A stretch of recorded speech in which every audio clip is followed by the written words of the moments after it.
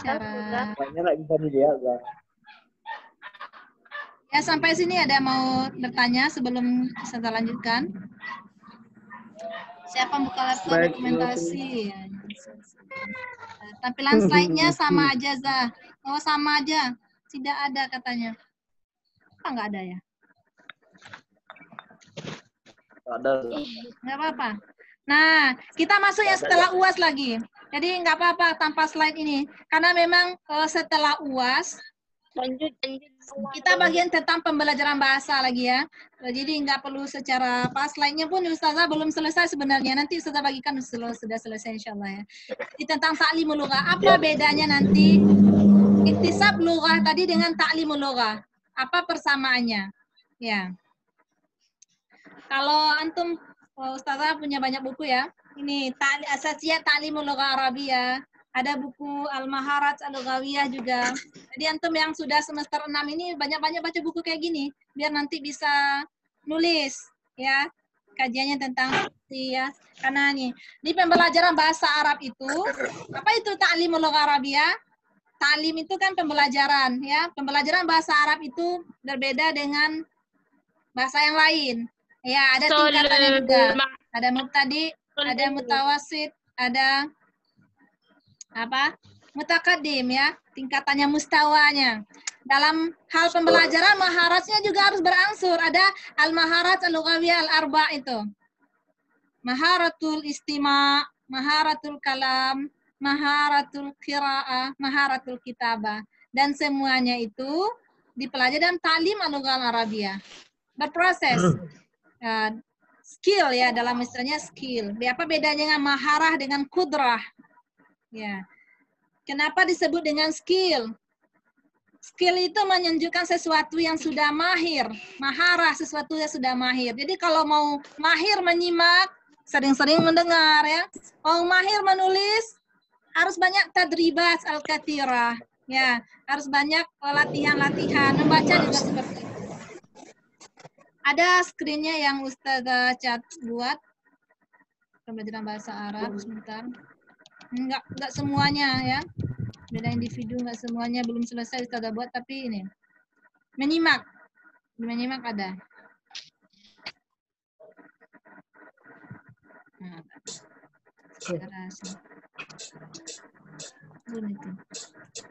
Nah, di buku ini dibahas tuntas ya. Al-maharat al-lughawiyah itu ada 4 ya. Jadi istima itu nanti nggak sama dengan as-sam'u. Jadi ada 3 istilah yang hampir sama tapi berbeda. Ada namanya hearing. Hearing atau kalau bahasa Arabnya as-sam'u. Itu hanya sekedar mendengar biasa ya.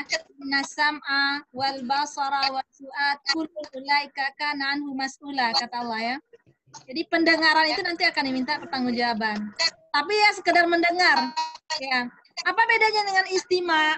Istima dalam bahasa Inggris dikenal dengan nama listening. Ya, listening itu artinya asam'u bi maksud, ya. Mendengar itu tapi ada maksud dan tujuannya. Intibah wal intibah ya. Ada fokus di sana. Jadi ketika antum mendengarkan ustazah itu namanya istima. Tama'u wa'u ya kalau dalam bahasanya istami' jayidan ya, dengarkan baik-baik itu namanya istima.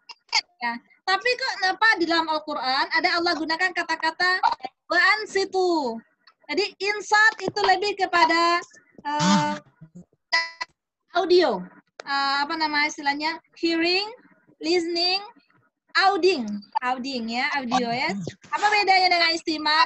Insat itu lebih kepada lebih daripada istima. Istima mendengar dengan fokus, tapi insat lebih kepada mendengar dan meresapinya. Maka dalam ayat apa kata Allah? Idza quri'al Qur'an fastami'u lahu wa ansitu. Ya, jadi dengarkan, kemudian dengarkan insat lagi. Jadi dengarkan lebih dari sekadar istima. Di intibah bisyiddah dia. Itu namanya dengan insat ya. Dan kemahiran untuk istima itu juga ada muskilatnya juga ya. Karena bahasa Arab itu punya karakteristik sendiri ya, terutama dalam bahasa Arab. Apa kesulitan orang belajar bahasa Arab? Nah, ini bisa jadi kajiannya ya. muskilat dalam bidang istimanya apa? Coba dengarkan karena ini kajiannya lapangan, karena dia bukan teoritis dan kajiannya secara tatbiki. Antum akan lihat banyak nanti al-akhta lughawiyah kalau bahasa saya, muskilat itu lebih kepada kesalahan-kesalahan yang muncul di dalam kemahiran itu. Mungkin dalam bidang istimanya salah dengar ya. Ada nggak orang salah dengar? Ada. Karena bahasa Arab tidak sama dengan bahasa Indonesia. Bahasa pertama nanti akan mempengaruhi juga dengan pembelajaran bahasa kedua. Ya, sudah biasa mengucapkan bahasanya jam, ya, orang Bandung termasuk orang Medan ya. Namanya Aziz jadi Ajiz ya. Namanya Azam, Ajam ya. Namanya Faizah, namanya Ijah ya. Karena sudah bahasa pertama mempengaruhi. Nah, itu ketika dia belajar bahasa, terutama bahasa Arab, itu akan mempengaruhinya. Pengaruhinya ya. Dengan disuruh baca apa? Dia dengarnya idza zulzilatil ardu zilzalaha. Zaya. Karena ada bahasa pertamanya tadi yang dia ingat itu jim, dia akan baca ija juljilatil ardu ziljalaha. Ada nggak yang kayak gitu? Ada ya. Ada pengaruh bahasa pertama. Itu al-akhta namanya. Muskilat ta'limul arabiyahnya di sana. Jadi apa ya? Problematika bahasa Arab ya. Itu dari segi mendengar ya. Pendengar jadi muskilatnya itu memang dari mu'alimnya sendiri ya. Kalau mu'alimnya yang ngajarnya salah, otomatis ya muridnya tentu salah ya. Makanya jadi calon-calon guru, apalagi yang para imam jangan salah. Banyak yang salah ya anak-anak PPA-nya karena imamnya sendiri bilang apa? Ihdinas siratal mustaqim ya. Siratal ladzina an'amta alaihim ya, karena dia dengar ustadznya ya, imamnya sering baca siratal ladzina an'am ya, sama-sama aja duanya atau ya, ain aja dua-duanya. Itu juga salah. Nah, ini namanya muskilat ta'lim al-maharah istima ya. Maharah istima ini nanti akan berpengaruh kepada maharah al-kalam. Ya. Kesalahan mendengar akan berpengaruh kepada kesalahan pengucapan. Ya. Makanya tingkatan al-maharat itu dia bertingkat. Ya, mulai dari istima ya, lanjut kalam ya. Makanya anak yang baru belajar jangan suruh dia coba sebutkan bahasa Arabnya apa, jangan kayak gitu besok ya mau PPL jadi guru ya. Tapi dia suruh aja dengarkan dulu. Sami' jayidan ya. Setelah itu baru karir maratan ya. Apa contohnya? Sabura. Coba anak-anak baca sabura. Dia akan mengucapkan sa, bukan sya atau sa. Ya. Nah, kalau yang dalam pembelajaran bahasa istima ya, anak contoh Ustazah ngasih contoh yang terdekat, anak-anak Ustazah ya. Itu Ustazah bacakan dulu ketika dia baca Quran, itu enggak suruh dia baca sendiri, hafal sendiri enggak. Ustazah bacakan wal adiyati dhabha. Coba ulang nak, dia ulang akhirnya hafal sendiri. Ya, akhirnya hafal sendiri dia. Itu istima ya, kalam. Qiraah juga seperti itu. Jadi maharatul qiraah juga berkaitan dengan maharah istima tadi ya. Karena pernah dia dengar, dia baca. Jadi istima dan qiraah itu namanya kemampuan produktif. Iya, kemampuan bukan reseptif ya. Sifatnya lebih kepada mendengar. Istima dan qiraah itu hanya mendengar dan membaca apa yang lebih dalam proses berbahasa itu masuk kepada proses reseptif, bukan produktif ya. Reseptif ya, karena hanya memahami dari yang orang baca atau orang dengar. Membaca itu kan hanya membaca tulisan orang. Ya, sedangkan istima itu mendengarkan ucapan orang. Itu prosesnya reseptif. Sedangkan proses produktif ya, mengungkapkan, menuturkan kata dalam bidang psikolinguistik ya, namanya proses produktif. Itu kepada kalam dan kitabah. Kalam itu menuturkan tahrir asyafahi, menutur secara lisan, sedangkan kitabah tabir at-tahriri ya, mengungkapkan sesuatu secara kitabah ya, secara tulisan. Muskilatnya dalam pembelajaran bahasa Arab itu sangat banyak. Ya, dan kesalahan-kesalahan akan antum temui nanti dalam kitabah, dalam bidang penulisan ya. Coba lihat tulisannya sendiri, makalahnya sendiri ya. Bagaimana penulisan hamzah wasal ya. Bagaimana penulisan hamzah, ain, imla, ada dalam kitabah itu ada berapa ya? Ada imla. Imla itu bentuk huruf. Ya, ada mankulnya, ada manzurnya. Suruh tulis aja yang mankul. Udah jelas tulisannya ada di Al-Quran, masih aja salah. Ya, suruh mengulang kembali tulisan yang ada di papan tulis, masih aja salah. Apa yang salah? Hurufnya yang mutasyabih seperti jim, ha, kha, itu nggak ada titiknya. Itu al-akhta namanya dalam pelajaran bahasa Arab. Ya, al-akhta al-lughawiyah. Kalau dalam istilahnya al-akhta al-lughawiyah asy-syai'ah. Kesalahan-kesalahan yang populer. Baik ketika mengucapkannya atau ketika menuliskannya. Ya, kalau Ustazah dulu meneliti tentang al-akhta syai'ah fil kitabah. Mungkin boleh menjadi referensi ya, acuan antum nanti karena Ustazah mensupport antum untuk segera menulis ya. Tulislah masalah ya, mungkin dari hal-hal yang seperti itu. Teliti nanti kesalahan-kesalahan dalam ujian-ujian. Bagi yang sudah PL mungkin bisa langsung sekalian penelitian.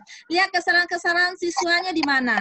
Apa muskilatnya yang muncul? Oh, anak ini banyak salah dalam penulisan huruf hijaiyah. Berarti yang perlu diperbaiki adalah imla'nya. Mungkin selama ini dia nggak terbiasa disuruh nulis, nggak terbiasa dia mendengar, maka wajar ketika dia mengucapkan atau menuliskan dia salah. Nah, itu muskilatnya ya. Jadi, muskilat ta'lim al-lughah arabiyah. Kalau di buku ini dibahas ya. Kita punya buku Asasiyat Ta'lim al-Lughah Arabiyah Linnatiqin Bilughat Ukhra. Ini dasar-dasar belajar bahasa Arab untuk non-Arab ya. Ada di sini muskilat, minahiyah, macam-macam ya. Dan dibahasnya juga ilaj muskilatnya. Ya. Mungkin nanti bisa lihat nanti. Abdul Aziz bin Ibrahim Al-Usaili bukunya. Ada di pustaka ini, ada di apa, bisa dibaca-baca muskilat Ta'lim al-Lughah Arabiyah itu. Jadi mulai istimewa, silakan ya bagi yang ingin bertanya, antum tulis saja di chatnya, atau boleh silakan hidupkan mute-nya, unmute bagi yang ingin bertanya ya, nanti insya Allah akan Ustazah jawab. Fadlan Hidayat. Ya, atau angkat tangan ya, di sini kan ada reaksinya ya. Nah, ini ada responnya, thumb up. Siapa? Silakan berbicara. Biasanya kalau berbicara dia muncul sendiri nih di akhir.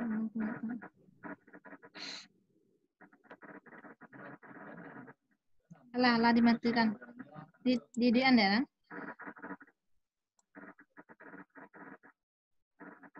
Ada yang mau bertanya?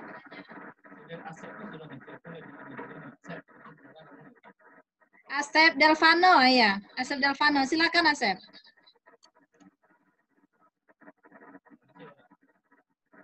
Asep Delvano.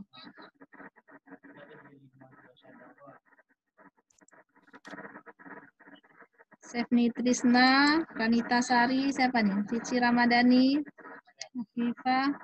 Everyone Hajaza. Mahesa, Okta Ostinov. Siapa yang bertanya di chat ada? Ah, ya Ifkar. Mas Ifkar. Pakai Mas namanya ya. Silakan. Ya, ada Ifkar dan Bahalwan. Saya Ifkar yang pertama, silakan Ifkar.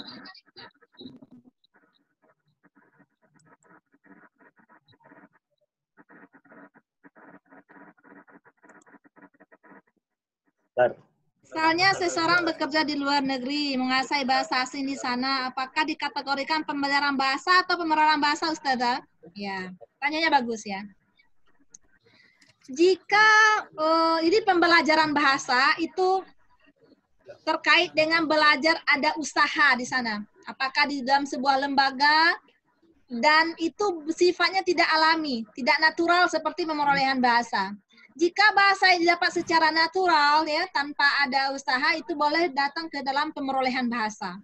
Tetapi identik pemerolehan bahasa ini pada anak-anak karena dari bahasa yang tidak dia ketahui sama sekali ya, kemudian dia peroleh sendiri tanpa nggak tahu ternyata dia sudah bisa mengucapkan. Tapi kalau dia belajar orang asing belajar di sana, itu tetap belajar dia ya. Ketika dia nggak tahu mana sesuatu, kemudian dia diajarkan sama orang yang di sana misalnya, itu juga termasuk ada ta'lim lughahnya, belajarnya. Tapi bisa saja kalau dia langsung dapat masih dalam pemberdayaan bahasa. Cuman dominasinya tidak banyak seperti anak-anak. Jadi pemberdayaan bahasa itu lebih kepada bahasa pertama. Ya, pemberdayaan bahasa itu bahasa pertama yang dapat seorang anak. Sementara orang yang bekerja di luar negeri tidak lagi bahasa pertamanya. Bahasa pertamanya sudah menjadi bahasa asing ya. Kalau udah bahasa asing itu masuk ke dalam ta'lim al-lughah ya. Ini pertanyaan saya Marsi ingin bertanya mengenai pemberdayaan bahasa. Apakah pemberdayaan bahasa hanya terjadi pada usia anak, Ustazah? Ya, identik ya, memang pada masa usia anak. Yang belum tahu bahasa pertama. Ya, makanya pemberdayaan bahasa itu nanti ke dalam bahasa pertama, bahasa ibu. Ada bahasa ibu atau B1 itu bahasa pertama. Ya. Dia ibunya nggak ada lagi, tapi tinggal sama nenek. Tidak dikenal dengan bahasa nenek. Tapi kalau yang secara instan itu mungkin dia peroleh bahasa Arab bisa, tapi nggak mahir ya. Mungkin dia nggak tahu kaidah dan tata bahasanya dan seterusnya. Karena kalau untuk komunikasi bisa dia peroleh ya. Tapi pembelajaran bahasa itu cakupannya luas. Ya, kalau sudah ada masuk nanti ke aswad, bagaimana kaidah tata bahasanya ya, bagaimana maknanya secara dalalahnya kemana, itu nggak ada dalam pembelajaran bahasa. Ya, yang ada dalam pembelajaran bahasa itu ada. Nurpadila. Oke, waktu kita sudah apa ya? Tinggal 10 menit lagi. Izin bertanya Za, salah satu faktor orang bisa berbahasa atau memahami bahasa adalah faktor EQ, kecerdasan. Sebagian dia tahu bahasa itu terutama bahasa Arab, tapi dalam mengungkapkannya kurang bisa atau tidak mahir. Apa faktor penyebabnya, Ustazah? Ya, faktor penyebab, ya faktor dalam pembelajaran bahasa ada beberapa faktor yang mempengaruhi. Pertama, faktor bahasa pertama itu yang saya bilang. Orang yang biasa biasanya mungkin bahasa daerahnya itu akan pengaruh bahasa Arabnya. Coba lihat orang Jawa berbahasa, iya, monggo ya, karena biasa logatnya seperti itu akan terbawa di ketika bahasa Indonesia, termasuk bahasa Arab. Nah, orang Inggris ketika dia bahasa Arab itu akan sulit, tidak seperti orang Indonesia. Orang Indonesia bahasa pertamanya sangat relatif dan simpel, sehingga bahasa Arab dengan bahasa lugatu dot itu hanya bisa diucapkan oleh orang Indonesia. Dot ya. Ana afsahun nas bikirati dot kata Rasulullah. Dan alhamdulillah orang Indonesia bisa. Itu yang pertama. Yang kedua, faktor motivasi. Orang yang motivasinya lebih tinggi itu cenderung lebih bisa berbahasa ketimbang yang tidak. Makanya ada yang tamat SMA, bahkan dari umum ya, ada yang tamat pesantren, tapi karena dia termotivasi belajar, wajar jika dia nilainya lebih tinggi ya dalam pembelajaran bahasa. Ada lagi namanya faktor lingkungan ya, bi'ah lugawiyah yang membentuknya. Jadi wajarnya mahasiswa bahasa Arab, tapi bi'ah lugawiyahnya nggak ada. Ya, nggak bisa bahasa Arab. Ya, ketika ditanya, ditanya ya, atau bertanya ke jurusan ya, malu-malu, sungkan-sungkan berbicara berbahasa Arab. Padahal ciptakan bi'ah lugawiyah itu sendiri nanti akan terasa ya. Kenapa nggak mahir ya, tapi tahu maknanya, Zah? Nah, biasanya di pesantren ditutup ya, membaca, itu maharatul qiraah ya.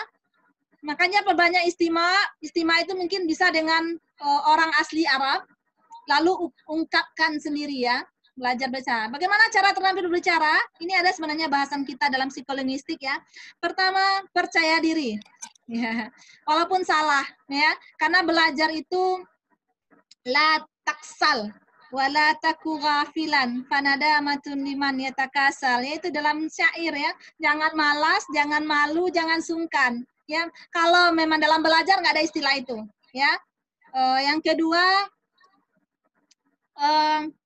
perbanyak perbendaharaan kosakata. Ya, apapun bahasa yang antum pelajari ya harus banyak perbendaharaan kosakata. Intinya bahasa-bahasa harian itu sudah tahu kosakatanya.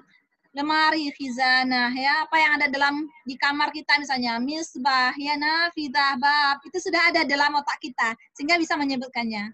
Ya, kalau cuma di buku, itu banyak bahasa-bahasa resmi ya, psikolinguistik kan nggak dipakai dalam keseharian ya. Nah, jadi perbendaharaan kosakata itu. Jadi faktor penyebabnya ya, perbanyak aja, tadribat al-kasirah ya. Makanya dalam maharat al-lughawiyah nanti ada namanya ikhtibar, ya. Ini nggak ada buku, saja ada tentang ikhtibar. latihan-latihan berbahasa itu. Ya.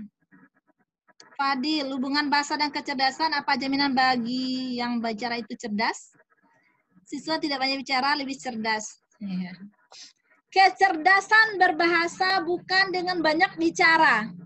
Kecerdasan berbicara adalah mampu menggunakan bahasa atau kata-kata secara efektif dan efisien. Ya, itu disebut dengan cerdas berbahasa. Jadi kalau banyak bicara tapi ngelantur kemana-mana, itu belum cerdas ya.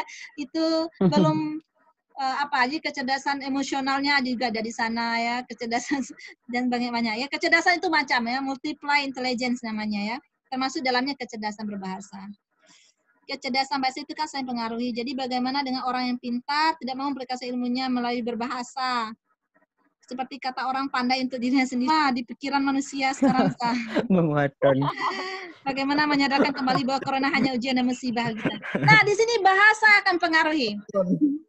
Kalau yang keluar bahasa itu bahasa dari orang-orang provokator, yang di sana ada bisnis bermain di sana ya, karena ada yang mengatakan bahwa COVID-19 itu sebenarnya bukan sejenis virus, tapi buatan ya. Jadi bisa saja nanti COVID-19 ini adalah pandemi yang dijadikan pandemi.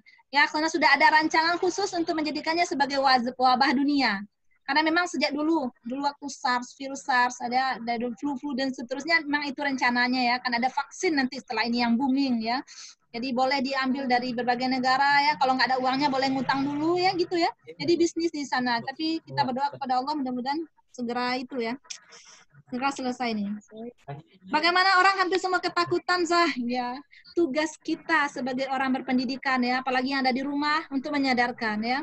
Mungkin lihat dari berbagai segi. Kalau dari segi agama, orang beriman itu hanya dua, ya, sabar dan syukur. Kalau dikasih Allah sekarang kita masih dalam kondisi aman-aman saja ya, ajak bersyukur ya. Kita masih sehat ya. Walaupun nggak bisa kuliah, kita masih bisa tatap muka lewat Zoom misalnya ya. Itu kan harus kita syukuri. Ya, atau tetap sabar dalam kondisi apapun, karena di balik kesulitan ada dua kemudahan ya. Kesulitan yang Allah kasih dengan COVID-19 ini banyak orang-orang yang ya berubah ya, banyak yang ya ada yang sudah selesai ya penelitiannya misalnya, ada yang selesai bukunya, ada yang selesai kontennya ya, banyak ya. Jadi selama di rumah berbanyaklah berkarya. Antum bisa berkarya bagi ibu-ibu ya yang mudah-mudahan memasak ya untuk keluarga dan seterusnya. Kan itu banyak ujian. Jadi bagaimana bahasa kita bisa mempengaruhi orang sekitar, mendamaikan. Jadi bahasa umat Islam itu apa? Fabima rahmati minallah linta lahum walau kunta fazan ghalizal qalb lam faddu min haulik. Ya wajar kalau orang-orang menjauh ya, karena fazan ghalizal qalb tadi. Ya kalau hatinya lembut itu orang akan cenderung siapapun pasti senang gitu. Makanya belajar kita untuk sama-sama berbagi dalam hal ini kebaikan. Sudah ya. Tadi dalam kesempatan ini Ustazah hanya menyampaikan jadikan ya mata kuliah kita ini karena pertemuan terakhir ya. Pertemuan terakhir. Jadi bagi yang kurang paham silakan banyak kembali lihat silabusnya, baca buku seterusnya. Ustazah tidak membebankan antum dengan resume yang banyak. Resume itu sebenarnya hanya untuk memudahkan ketika perkumpulan kuliah ya. Jadi memudahkan supaya bisa ujian. Tapi karena sekarang kita tidak bertemu ya, tetap resume itu poin-poin apa yang bisa antum ambil hanya untuk kita itu sebenarnya ya. Jadi ada yang terbebani boleh diganti dengan yang lainnya, penting paham ya. Dengan poin-poin penting dan seterusnya ya. Tapi yang jelas siap untuk ujian. Ya. Ada pertanyaan terakhir sebelum Ustazah tutup? Kelas ya? Enggak. Kemarin semester kemarin. Kalau yang sekarang belum ada dan mohon maaf ya selama 1 semester mungkin banyak kekurangan Ustazah ya.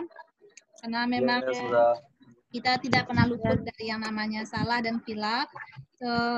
Semoga kita masih sama-sama belajar. Ustazah belajar bagaimana bisa mengajar ya. Banyak juga hal-hal yang perlu masih harus kita pelajari. Antum juga belajar ya. Jadi belajar pengajian itu juga belajar sabar ya, belajar syukur.